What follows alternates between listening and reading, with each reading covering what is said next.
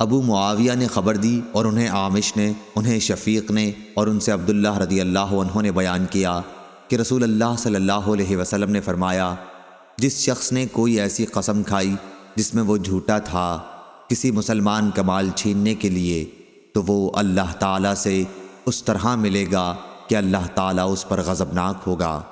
انہوں نے بیان کیا کہ اس پر اشعث بن قیس رضی اللہ عنہ نے کہا کہ خدا گواہ ہے، یہ حدیث میرے ہی متعلق حضور صلی اللہ علیہ وسلم نے فرمائی تھی۔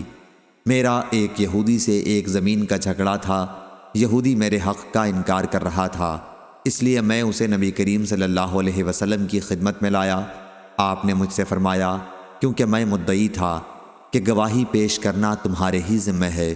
انہوں نے بیان کیا کہ میں نے عرض کیا، گواہ تو میرے پاس کوئی بھی نہیں، اس لیے حضرت صلی اللہ علیہ وسلم نے یہودی سے فرمایا کہ پھر تم قسم کھاؤ۔ اشعث رضی اللہ عنہ نے بیان کیا کہ میں بول پڑا، یا رسول اللہ صلی اللہ علیہ وسلم، پھر تو یہ قسم کھا لے گا اور میرا مال ہضم کر جائے گا۔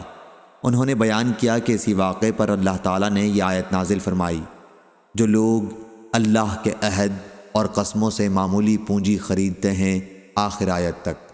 صحیح بخاری حدیث نمبر 2666 2667۔